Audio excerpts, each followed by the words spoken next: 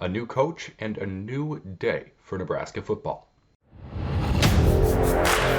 You are Locked On Big Ten, your daily podcast on the Big Ten Conference. Part of the Locked On Podcast Network, your team every day.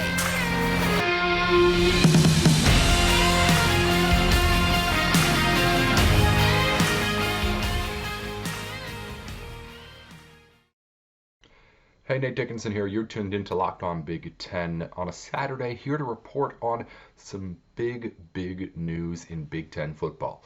The Nebraska Cornhuskers have their new head coach. It's Matt Rhule, former coach of the Carolina Panthers, and of course a ton of success in college too. We're going to get into that here on the program as we start things off, and also later on talk a little bit more about the big Purdue upset of Gonzaga from last night.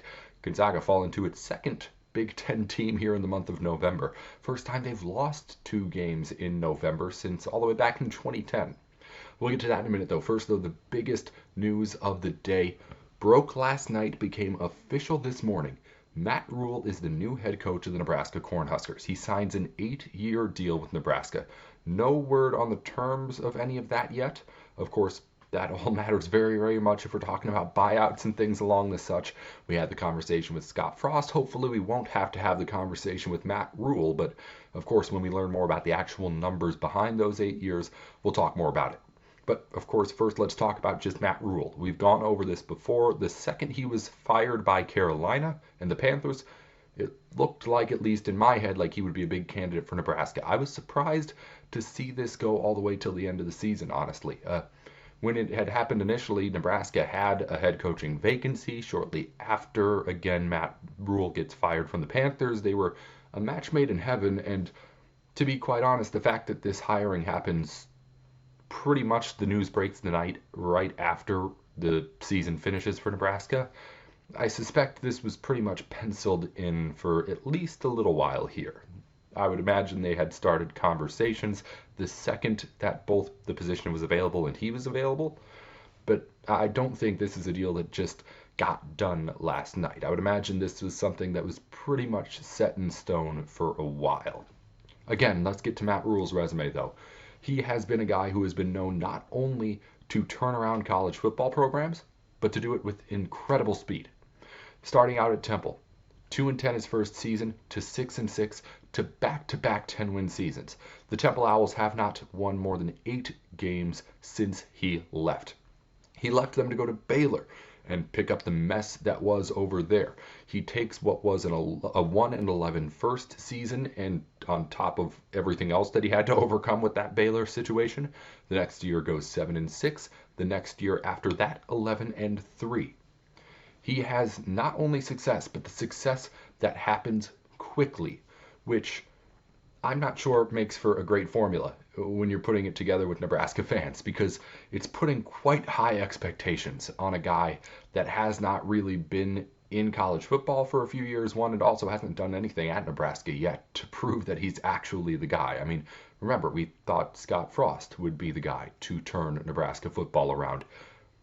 But with Matt Rhule, you get a guy who is, at least in my mind, the right hire. He is the guy who checks all the boxes that Nebraska was looking for. It was so obvious that, again, I thought it could have happened in the middle of the season, just weeks after all of this happened with Frost and Carolina and all that. But it happens now. It's now official.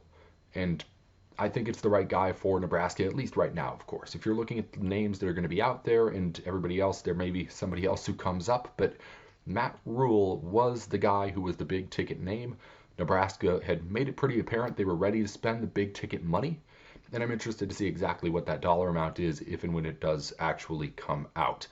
But I'm not sure what expectations to put on him right now, because I can't, with any sort of sanity, sit here and say, hey, second season he's going to have Nebraska competing for the Big Ten West.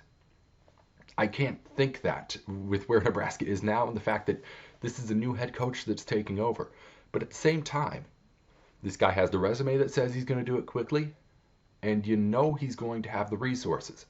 Nebraska has the money. They're going to spend that money big now because they're tired of being mediocre at best. And also with the new NIL stuff going on, you know that Nebraska is going to be able to get itself an advantage through that route as well. On top of all of that, you have yourself actually on the field a team and a roster that was thought at the beginning of the season to possibly be good enough to win the Big Ten West. So when you put all that together, I'd say yes, the expectations for Matt Rhule, even right away, are quite a bit considerably higher, even in my head, than I would put them on any other coach. Like, I mean, I may have higher expectations for Matt Rhule than I do Jim Leonard next season, even though he's going to be after half a year already having coached this team and been around it for a long time. That's the kind of team that he's taking over and reputation that he has built as a college coach. He got this contract because he's expected to turn it around and turn it around fast. And I just don't know what happens if after the second year or the third year, you're sitting there with a barely 500 team. How good do you feel? Like, even if Matt Rhule gets you back to a bowl game for Nebraska in, say, the third season, is that good enough? Or do you want to be in a bowl game here in 2024? I don't know what the timeline is for Matt Rhule, because this combination of things is pretty rare. It's not all that often you see a coach get fired off of a team that's supposed to on the field have a considerable amount of talent, and have a guy who comes in who has this kind of a reputation take over a team that isn't completely in the gutters. And while with the wins and losses you may think Nebraska is right there, with what they've done in the recruiting trail and the talent that they have on the field, it's pretty fair to suggest that this team could at least be competitive soon again. So I have no idea where to put myself as far as what to expect from Matt Rhule, say, next season or 2 seasons. I have no clue. And unfortunately for Nebraska fans, that just puts you in limbo again for the next couple of years. But at least for right now, at least until he proves you otherwise, I think Matt Rhule is obviously the right guy for this job. I've been saying it since he got fired from Carolina and Nebraska fired Scott Frost. It's a match made in heaven as far as what Nebraska's looking for and the kind of rebound that Matt Rhule needs after a pretty poor showing at the NFL and the Carolina Panthers. He ends up coming back and taking over one of the most prestigious jobs in college football. It's not the best job in college football anymore by any means, but if you're trying to find a program to build back up, I mean, it's hard to find one better than Nebraska to, again, have the resources and the ability to do it quickly, like Matt Rhule has been doing.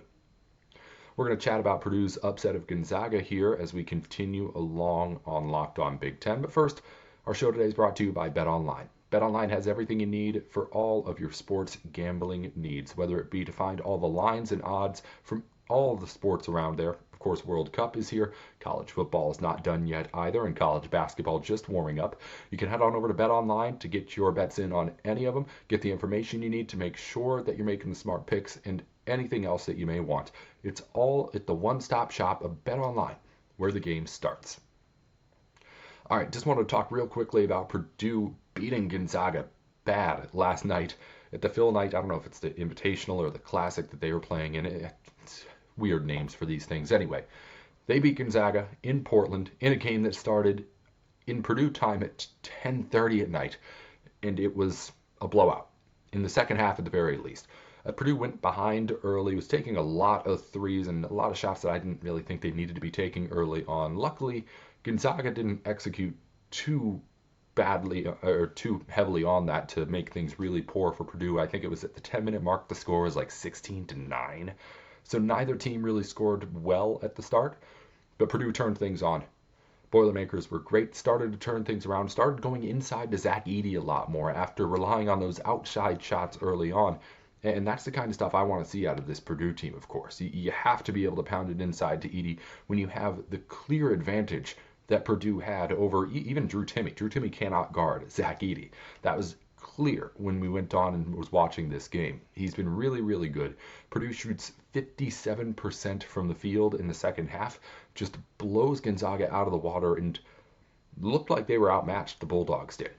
I mean, Purdue was doing what they wanted to against this team, and I think you kind of have to put Purdue back into that big contender conversation now because of what Zach Edey has shown us in that game in particular, but really at the start of this season. Before, Zach Edey was a good player who was huge. Now it looks like he may be getting the kind of big skills to match his huge size, and if that's the case, Purdue's right back into contention in the Big Ten and nationally too. Obviously, we saw them just beat up on Gonzaga. But if Zach Edey can be more than just a huge guy in the middle of the offense that draws in defenders, he can be a kind of guy that changes this Purdue program. And especially when you have that freshman backcourt that Purdue has producing the way it did around him, get the ball to Edey, let him create good looks for the other players outside. It's a formula that works in college basketball if you have the kind of guy with the size and dominance that Edey has. And I think he's showing that he has now the skill set to be able to be more than just a huge guy that runs up and down the court. That was what he was for a little bit there. And now I think we're starting to see him really blossom into the kind of really talented college basketball player that can keep Purdue near the top of the country. That's just a quick couple of points here on Purdue. It furthers my arguments from earlier this week that the Big Ten is not going anywhere, and the Big Ten has plenty of really good teams. Hopefully Gonzaga is not just bad, and I don't think they are just bad because that would make things look not quite as sweet for Big Ten fans. But at the moment, you have yourself some really, really good quality wins for a lot of Big Ten teams early on, and a lot of reason for a lot of these teams to be really, really excited. And that's some really, really exciting stuff. Other news from around the Big Ten here, only other thing I wanted to touch on, Wisconsin volleyball picks up its 4th consecutive regular season Big Ten title. An incredible performance by them throughout the entire season, but really more than anything else, just does a really good job in beating Wisconsin, the number 5, or beating Nebraska, the number 5 team in the country, 3-1 last night. It was a good fight put up by the Cornhuskers. Final scores 25-21, 21-25, 25-21, and 25-19. So it was no sort of blowout through any of those sets. But Wisconsin does take care of Nebraska in 4 and wins again its 4th straight Big Ten regular season title, all of them outright. Let's look around at what went on Friday here in the Big Ten. It seems like there's always stuff happening. Of course, the game's happening as well here today. I'll be back later on to get you a recap of everything that goes on between Michigan and Ohio State. And of course, Purdue's playing for the Big Ten West Championship later this afternoon as well against Indiana. That's going to be a big game too. I'll be back to break down those matchups here later on today on Locked On Big Ten.